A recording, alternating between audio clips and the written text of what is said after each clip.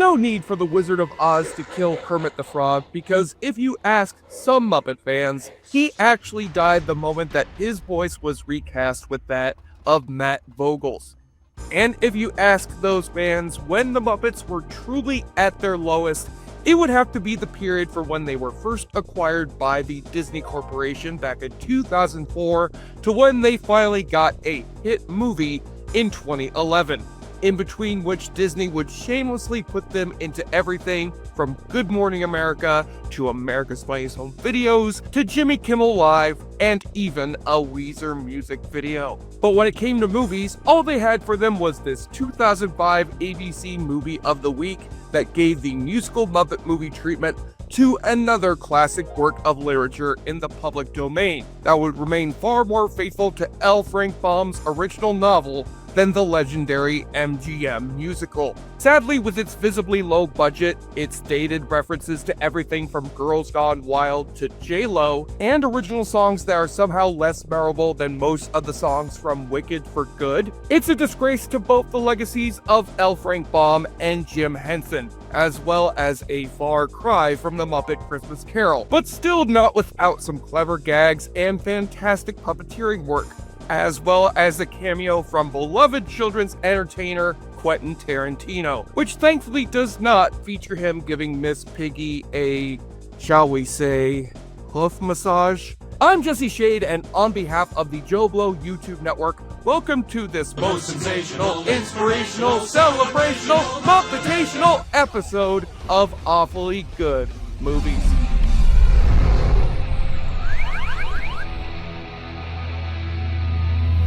Although the Muppets made a big comeback in their self-titled big screen return from 2011, Jim Henson's puppet pals have struggled ever since the box office disappointment of its sequel Muppets Most Wanted in finding a new TV show that lasts any longer than a single season.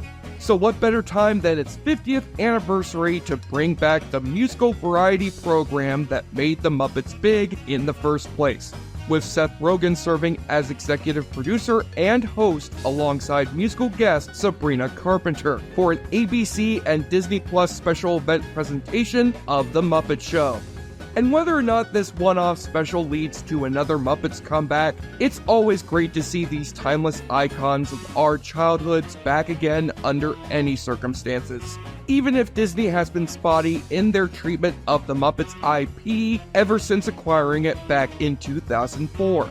Followed then 1 year later by a TV movie so bad that it nearly sent the Muppets into permanent cultural irrelevancy, with the Wonderful World of Disney presentation of the not-so-wonderful The Muppets Wizard of Oz.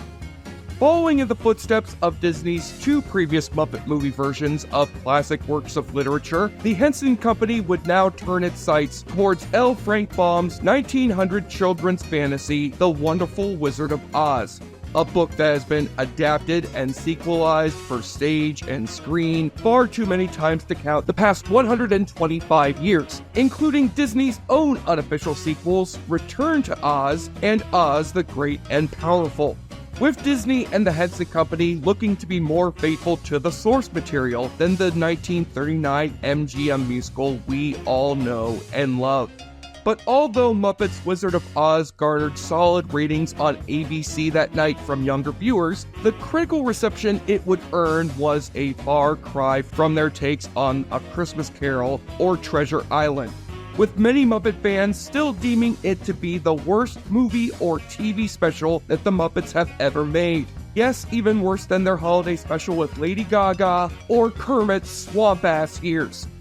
But as a lifelong fan of the Muppets myself who has grown up with the rest of their movies, except for this one, I shall find out if I make any sort of rainbow connection with their forgotten trip down the yellow brick road. And I assure you, JoBlo viewers, we will certainly discuss this movie's cameo from a certain filmmaking legend, as well as the horrible things that Tarantino recently said on Bret Easton Ellis's podcast about Miss Piggy's acting abilities, which she most assuredly did not take well to. Hot. I'm shutting your butt down.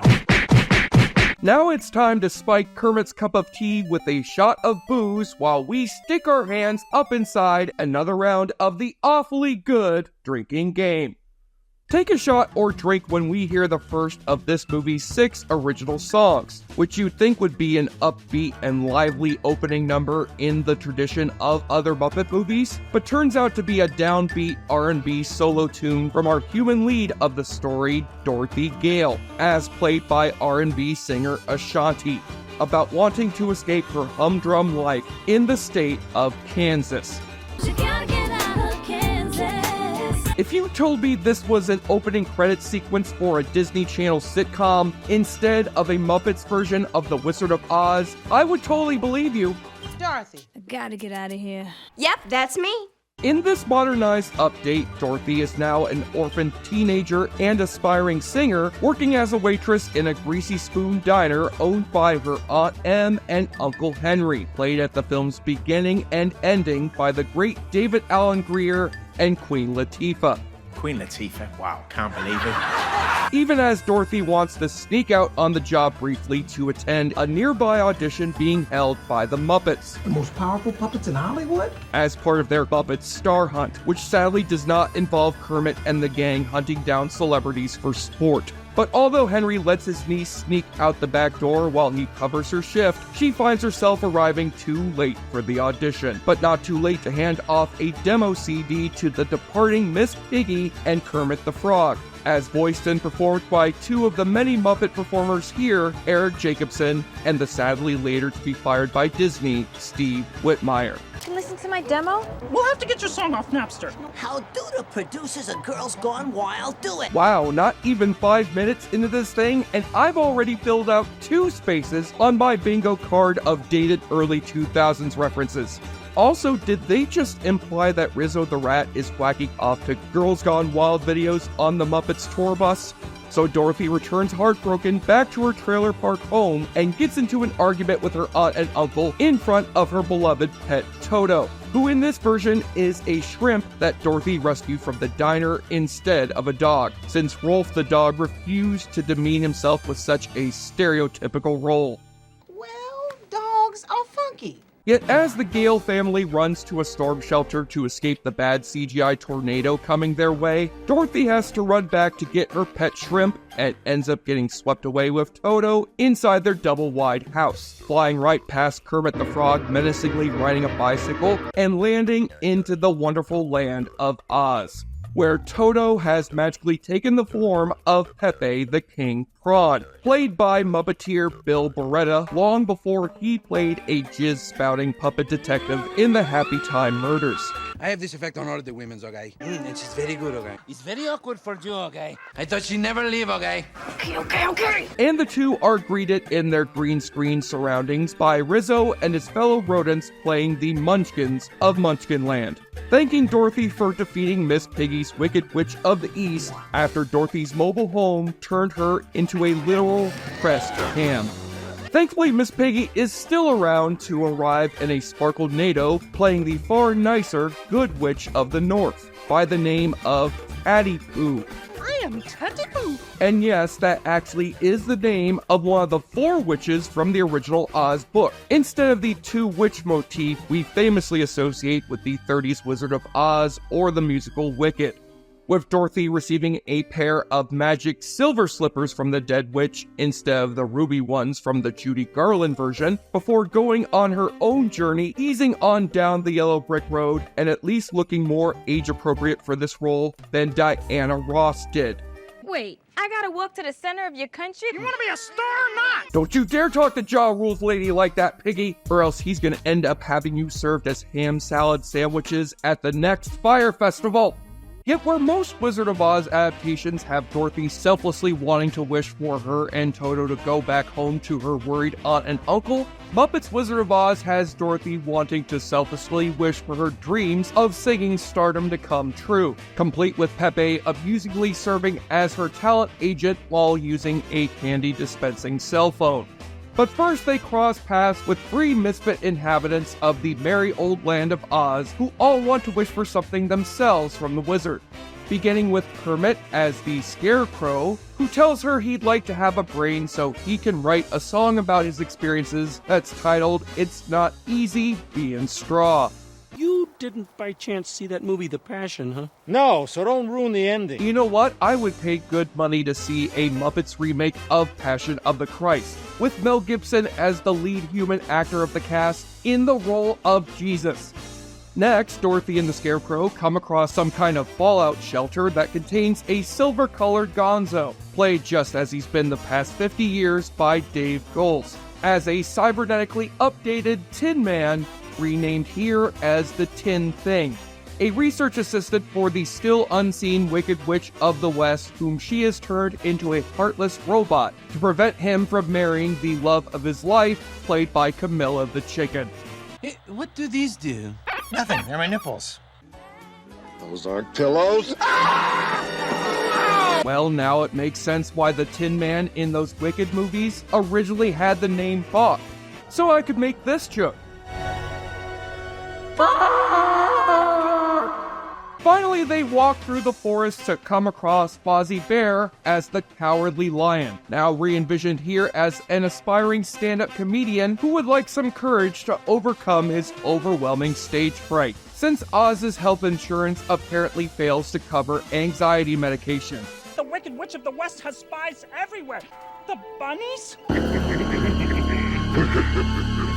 So with our quartet of heroes all finally assembled, they can give us a traditional Muppet musical number about the virtues of friendship that earned this flick an Emmy nomination for Outstanding Music and Lyrics by the title of When I'm With You.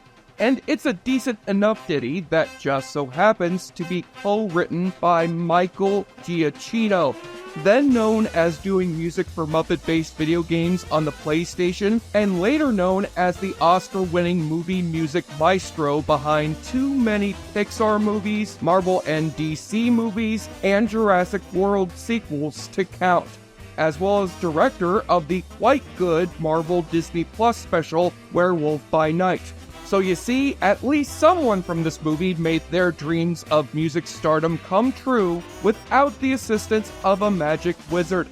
But the biggest reason people still love those other two book-based movies with the Muppets is that Michael Caine and Tim Curry deliberately treated their puppet co-stars as if they were fellow legitimate actors of the stage and screen. So having this one be carried by an obvious non-actor like Ashanti here, who says in interviews that she acted in the film as if the Muppets were children, makes this feel like a bad Muppet Show sketch that refuses to end, probably because Statler and Waldorf are in the audience to heckle it, since they're in the movie as a pair of heckling bridge trolls. You're not funny! Pay no attention to your critics. Let this be a lesson to all comedians and celebrities on social media. If Fozzie Bear can ignore his trolling critics instead of mauling Statler and Waldorf to death, then so can you.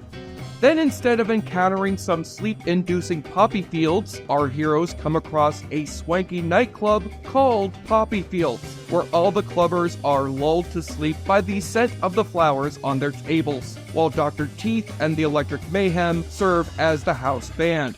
Nap time! Though Pepe thankfully calls for help in time from the Munchkins, who wake up Dorothy with a defibrillator since Tarantino refused to let them borrow a spare adrenaline needle from Pulp Fiction. I'm fully up. Afterwards, they finally arrive in the Emerald City, where they're greeted at the gate by such palace guards as Sam Eagle and Scooter the stage manager, as well as Dr. Bunsen Honeydew and his long-suffering assistant Beaker, demonstrating for them the special glasses they need to wear in order to greet the wizard, as well as running Dorothy through a makeover machine that turns her into a pointless cameo from Kelly Osbourne. You've been reborn. You've been Osborne! Putting aside that Kelly looks way different now that she's in a plastic surgery race with her mother, it's a disgrace that they just didn't get the late great Ozzy Osbourne himself for one of his many cameos to make the obvious joke of having him try to bite off the head of Kermit the Frog. So instead of meeting the wizard all at once, our heroes each have their own individual meetings with him, where he appears in different forms that utilize the digital puppetry technology, which the Henson Company would later perfect for their reboot of Muppet Babies. For Fozzie, the wizard takes the form of Sean Connery from Dragonheart, before he gongs him down through a trapdoor. For Gonzo, the wizard is now a sexy CGI giantess trying to turn him on by transforming into his beloved chicken girlfriend. What the fuck am I even watching anymore? For Kermit, he is, well... Kermit's a damn bitch! Kermit's a goddamn motherfucking goddamn bitch! Frog-ass bastard! Bring your ass here! You stick right here or whoop your ass! I'll teach you a goddamn lesson, Kermit! And for Dorothy, he is the disembodied head of Ruger Nos from episode 1, promising to grant all their wishes if Dorothy brings back to him the all-seeing magic eye of the Wicked Witch of the West. Real missed opportunity in not calling her Alpha Bacon, who has finally showed up at the film's halfway point and also played by Miss Piggy, looking more like Cher in her leather biker years than the green skin version we usually associate with the Witch of the West. Though it kinda makes sense, seeing as Kermit is already green and certainly not dressing in drag to play the Wicked Witch himself. I'm defying gravity, yeah! In addition to Johnny Fiamma from the short-lived ABC show Muppets Tonight, reappearing as Piggy's boyfriend/henchman who's prone to dog abuse, the flying monkeys she sends to retrieve Dorothy are now a biker gang of villainous Muppet characters who ride flying motorcycles, much like the flying monkeys from Sidney Lumet's The Wiz, who prepare to back up the witch on her big villain song entitled The Witch is in the House, since Elton John isn't around to duet with Piggy on The Witch is Back. The witch is in the house. After which, she and the monkeys take Dorothy and Fozzie into custody, while Kermit and Gonzo have their bodies ripped apart limb from limb and left lifelessly on the ground for your traumatized children to weep at. If there was ever a more effective visual metaphor for what Disney's been doing to this property for most of the past 20 years, I have yet to see it.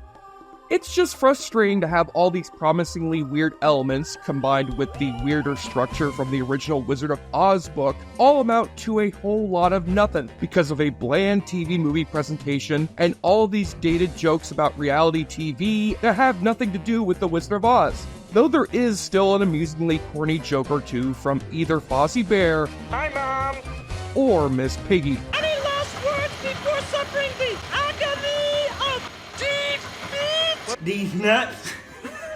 That's a great pun, honey. Hey, wait a minute. We just saw a shot of a woman's feet, just as Dorothy breaks free to have a girl-on-girl kung fu fight with the Wicked Witch? Why, this must mean we're finally about to get our cameo from the third billed human actor in our cast, who's the entire reason anybody remembers there was a Muppets Wizard of Oz in the first place. Two-time Oscar-winning screenwriter and noted action director Quentin Tarantino, back when he still actually made movies instead of stupid podcast comments about Owen Wilson or how much he liked Joker 2. Seen here in a meta moment pitching the epic fight finale of the film to Kermit himself while looking like he just snorted all the cocaine before filming with those bugged out eyes and his profusely sweaty forehead, all on behalf of a joke that stops being funny after 30 seconds. Scooter turning into a big, busty vampire vixen.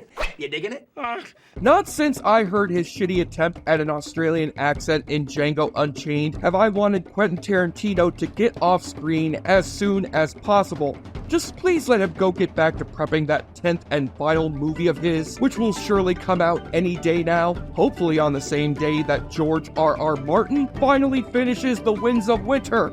Anywho, back to Dorothy face-kicking the witch into her nearby tub that's supposed to be filled to her liking with bottled water, only to discover one of the monkeys topped it off with some water from a hose. And we all know what that means for the Wicked Witch.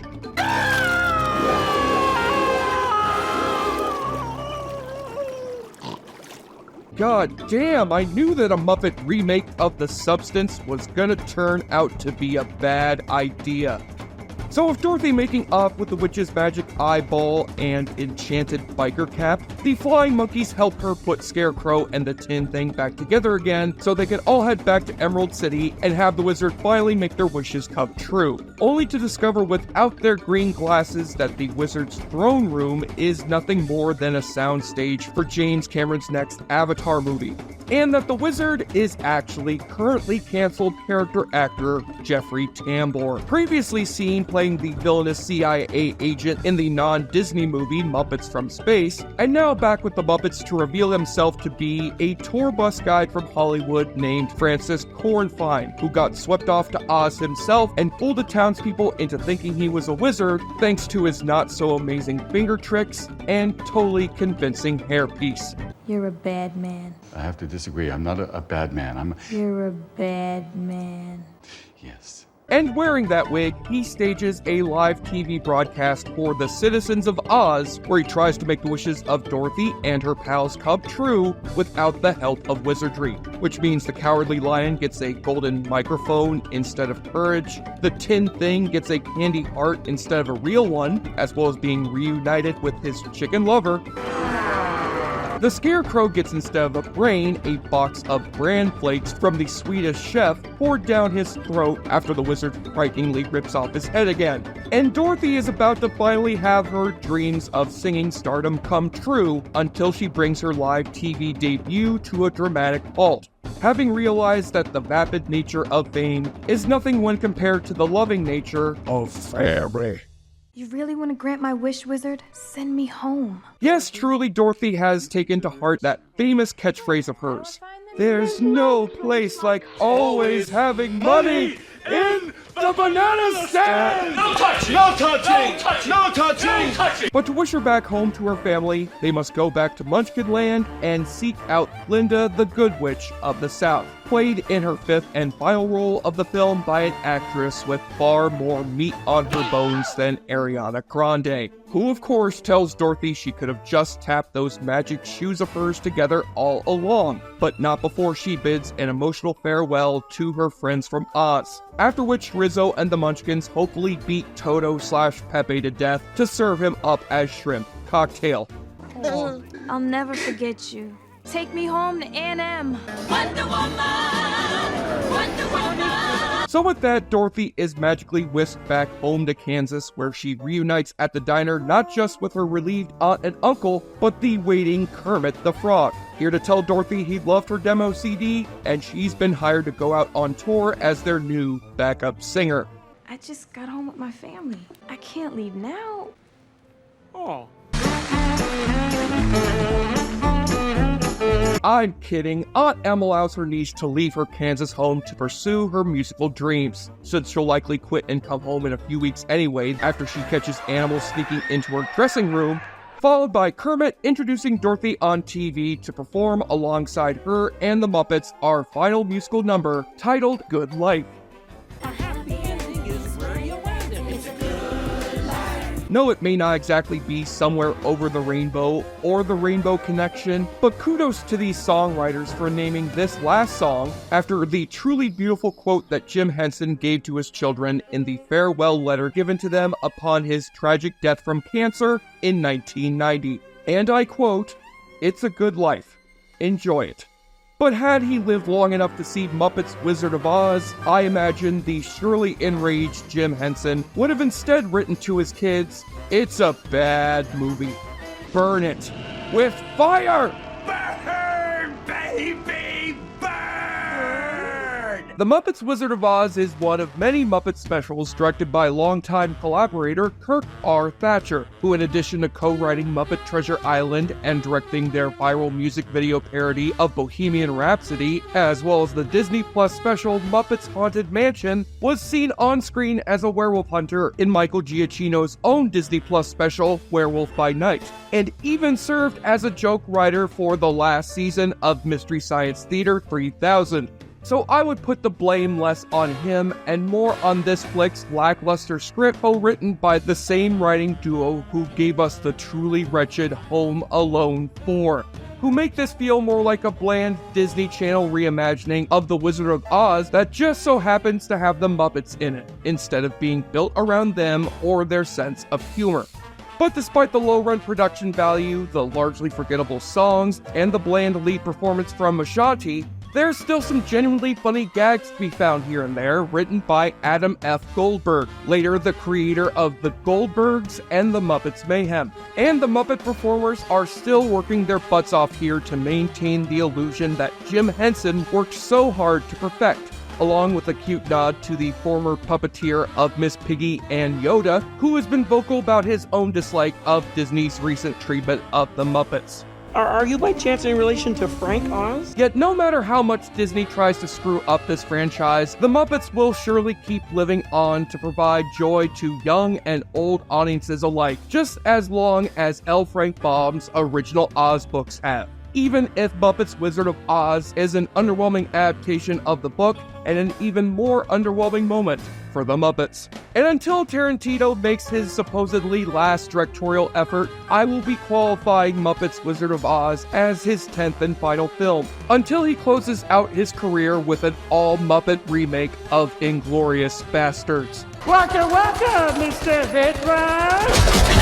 On the enjoyableness continuum scale from bold to Bruce, The Muppets Wizard of Oz will be just as forgotten in the Muppets filmography as much as Walter has been forgotten about in the Muppets lineup, and gets a dog turd from Toto of 6 out of 10. Now when the hell is Netflix gonna take advantage of their ownership of Sesame Street to put them in a remake of K-pop Demon Hunters? Until next time, this is Jesse Shade on behalf of Awfully Good Movies. And I think we can all agree on one thing about this movie/TV special, that Tarantino surely got paid for his cameo with some explicit foot fetish photos, courtesy of Janice from the Electric Mayhem. For sure! Yes! Frog-ass Kermit, oh son of a goddamn bitch, you ain't the goddamn one! And on top, Pan Banjo, I'll be on my ha. You can have everyone spank me and call me names. Or not. Thank you for clicking on our video, everybody. If you like what you saw here, please make sure you like the video and subscribe and share with your friends who like this sort of content. JoBlo was created by movie fans for movie fans, and we appreciate your support.